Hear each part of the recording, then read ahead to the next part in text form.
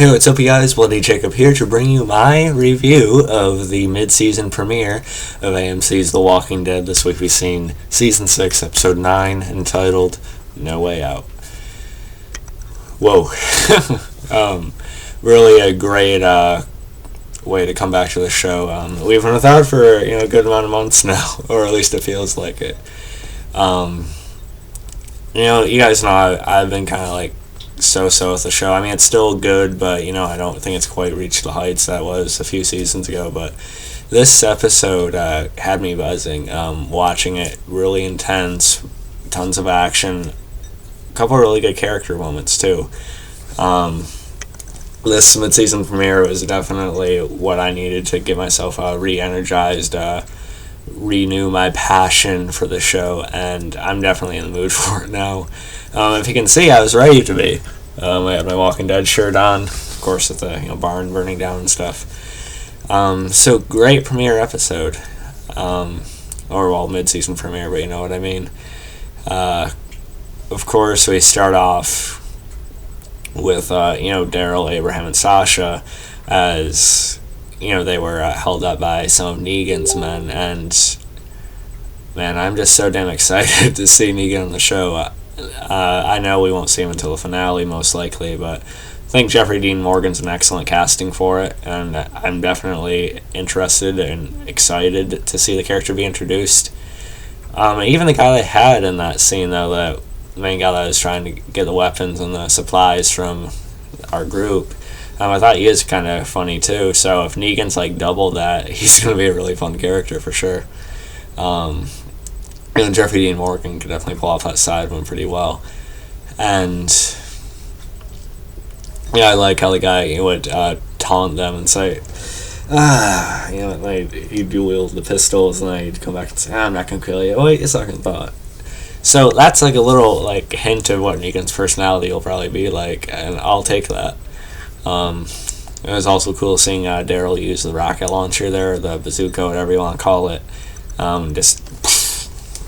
Should have seen that coming. Like when one guy took Daryl behind the truck, I knew something was gonna change when someone came back around. So that was a pretty fun scene, but we kind of knew what was gonna happen there because we seen that in the prologue to the mid-season premiere back when the mid-season finale aired. We kind of seen part of that.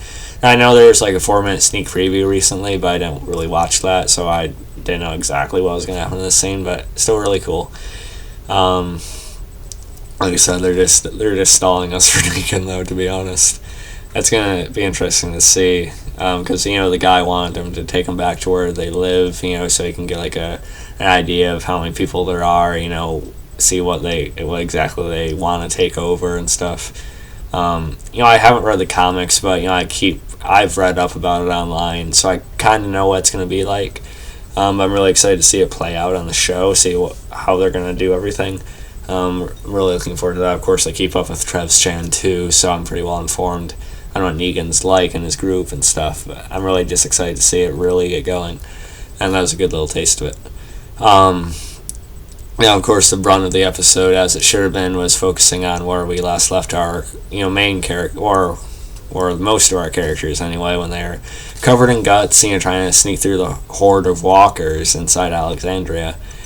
Now, a lot of people knew what was going to happen here, but just to see the carnage that played out here, it was really intense. Even if I had an idea of what was going to happen, my body was still tight, it still gave me that really intense, worried feeling, even though I knew like characters like Rick and Michonne and stuff would probably make it out of it. I still, I had that feeling for it, so they really did the atmosphere very well. Sort of the claustrophobic, them being surrounded, supposedly no way out, right?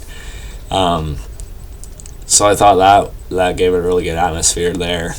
And no more stalling. We'll get this main part out of the way first. Of course, Sam ruins it, or really Carol did, because she just psyched Sam out so much, and already sort of being a child mentally, her words came back to haunt the entire group basically, and he sort of remembered what she said to him about how the walkers would give him, or the monsters, and that caused him to panic and start asking for his mom and not wanting to move and stuff. So that just ruined everything. So Sam gets devoured, and Jesse's like frozen as she's crying over it and stuff, and then she gets taken down too. Which in a way I'm sad, but also happy about. Well, not really sad, but more. I'm not like really happy. Oh yeah, she's dead, you know. Because I think Alexander Breckenridge did do a good job. I wouldn't have minded seeing the character last, but I do support the idea of Rick and Michonne, so let's leave that open. But Andrew Lincoln did really well in that scene too, just seeing Jesse die, seeing the flashes of her in his head. I thought they did that really well. And then of course Ron is traumatized by it, and that causes him just to, snap, seeing his brother and his mom die like that.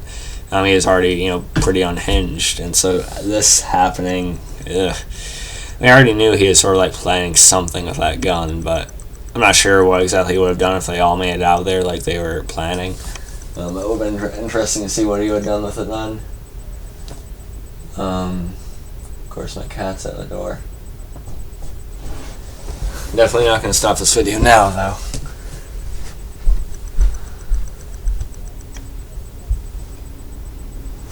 Say hi to the camera, kitty. The Walking Dead's back now. Sorry about this, guys, but you know how it goes.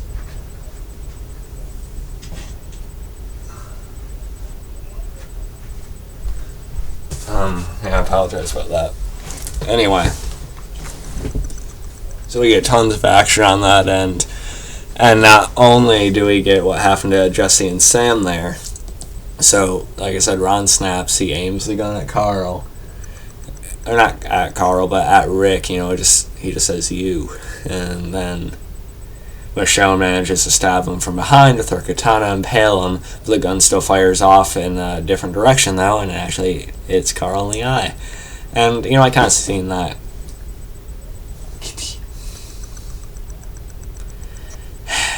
I don't know if you can see her, like, around the Hulk's arm right there.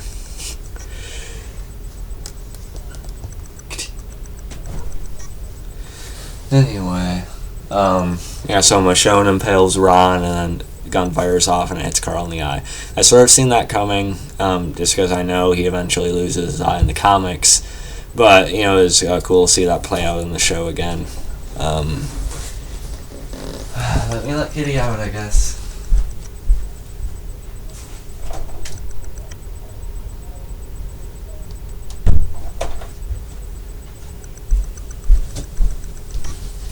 Alright. And just seeing Rick's reaction to that happening, though. I didn't expect Carl to die here, but if you didn't know anything about the comics, it seemed pretty unlikely. It is a slim chance he would have actually survived that. But, again, it's a TV show, and I'll take it because the character, I think is definitely going to be important in the long run, the long-term story of the show, as far as Rick goes and stuff. But it was still a shocking thing to see, I should say. I did think they handled that well. And really, how much more can Rick take? If he lost Carl, I don't know if he would make it anymore. I don't know if he would be able to keep himself going. Lori, the other members of the group that I cared about, but mainly Lori. Now Jesse, even though they didn't know each other for that long, but someone he was finally having an attachment to after everything, and she's gone. Now Carl looked like he was going to be gone for a little while at least. Props to Rick for staying as strong as he is. So that was all great. Again, really intense. Even if you knew what was sort of going to happen, I still feel like it would have given you a nervous feeling. That whole sequence is really well done, I thought. We also had Denise and the wolf running around too. That took a somewhat interesting direction, I think. I was hoping Denise would make it out because, she is kind of likable, and, I kind of like her and Tara together. I like Tara, quite a bit, for a supporting type of character anyway. We seen a flicker of another side to the wolf, though, before he was killed, because he did go back and try to save Denise, even though he basically needs her to stitch him up and stuff like that, but still I was surprised they actually went back for her like that. And then we seen he was a little more quiet. His attitude sort of changed, his behavior sort of changed after that point. And it looked like that maybe Morgan wasn't completely wrong. There might have been something that they could have tapped into if they kept on talking to him, maybe eventually. Or maybe it took an event like this to sort of bring another side out of him. I don't know. But that's kind of cut off pretty quickly when Carol shoots him. Which is fine. We've seen a flicker of what could have been, but, we didn't need to spend too much time with him. It wasn't really needed. But it's still cool to see another possibility or that idea sort of be there, even if it wasn't, like, fully, put all the way out there. I think it was cool. We don't need to see, like, layers to every villainous type of character, but I still think what they did there is fine. Because Denise was trying to help him at first and stuff, so anyway. We had a continuation of the dynamic between Morgan and Carol. And of course a lot of people are freaking out over Morgan slamming Carol initially like he did. But really I just think with Morgan, his ideology, his philosophy, how he goes about things now. I respect where he's coming from where he learned that from Eastman, not to kill anyone and stuff like that. But with that, I feel like he just needs to find a middle ground, basically protect till you have to, no matter what it takes, If it's a threat to the people you care most about, you have to do what you have to do, I believe in that. Again, I respect where he's coming from, but again, I think he needs to find that middle ground of not being like a governor-esque type of thing, but also sort of being what Rick is, basically. A lot of people call Rick evil now, but that's just exaggerating. I think he's not too far gone yet. So I think Morgan sort of needs to find more of that area with all of this. And I think with Carol, she just picked the wrong timing to make the whole wolf thing an issue. Walkers all around outside, and she picks them to force a conflict and try to kill each other. I just felt like that's a little bit of a bad thing to do in that moment. So I think Morgan is justified. He had to find some way to neutralize her, even though that could have potentially killed her, but still. I did like Morgan. He did try to reach out to Carol, in their little conversation. He recognized that she had a daughter, a husband, and stuff, but she just said she should have killed him, and then Morgan said she can't. And I don't know. We'll see where that goes. It could really go either way, but I think they'll kind of find common ground with each other, maybe, even though they come from very different ends, but we'll see. Or perspectives mentally right now, anyway. So that was good. There's stuff to talk about. I just want to make sure I don't miss anything before I get to the later part of it. Of course, Morgan did see the wolf later on zombified, so he had to put him down then, but that's not quite the same as it would be if he was alive, but, still, that was a good resolution there. Father Gabriel, I almost forgot to mention him. He actually stepped up this episode. He took Judith, and Rick actually gave him a chance, and Father Gabriel actually succeeded. He even came out with a machete and helped out the group towards the end too. So I'll actually give Father Gabriel some props here. That was cool. I actually was willing to sort of become something more in that moment. It looks like he'll be a more capable and less annoying character going forward, so I'll give him that. And of course, Tara, Rosita, and Eugene are sort of trying to figure out what to do. They're eventually planning on fighting their way out and stuff. I still think Tara or Rosita could have killed the wolf initially before they took Denise. One of them could have fired off as good of shots as they've been shown to be. They could have killed him easily, but let's not about that. Let's not talk about that anymore. Now a whole lot going on there. Eugene basically saying he's going to step up when he has to. Rosita not fully buying that. But I think Eugene will become more as it goes along too. He definitely has the intelligence for it. He's had moments of courage, so we'll see. Let's see what else. We also had Glenn and Enid. They formulate a plan to help out Maggie. And there was a moment where Glenn's sort of like drawing walkers away from Maggie before, that little stand, tips over. Before they push it over, before they tear it down. And it looks like the walkers are cornering Glenn against the wall, and Glenn's coming back just for him to die in front of Maggie. Luckily, they don't pull that. They tease it, of course. That's when Abraham, Abraham, Sasha, and Daryl show up. Abraham mows some walkers down around Glenn and stuff, so that was cool. I'm good to see them back with the group now. Also, with Carl being shot, I liked how quick Michonne was, to start clearing a path for Rick to carry Carl through all of this. How just slice, and Rick's running on behind her. That was really cool. It really shows how much Michonne cares. She's already shown it before, but it's good to see that keep being a thing. Really that mother dynamic that she has for Carl, mother friend type of thing. I like that a lot, and it gives me hope for Michonne and Rick. As it did when we see Michonne holding Judith later on. That was a nice thing too.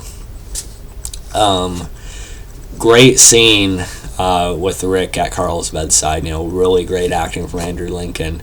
Saying how at first he didn't think they could make anything out of the people in Alexandria. He didn't think they're capable to do what they had to do, but now they're showing him something, and they can believe in this place. And he wants to show Carl what they can be now. To show Carl this place that they have.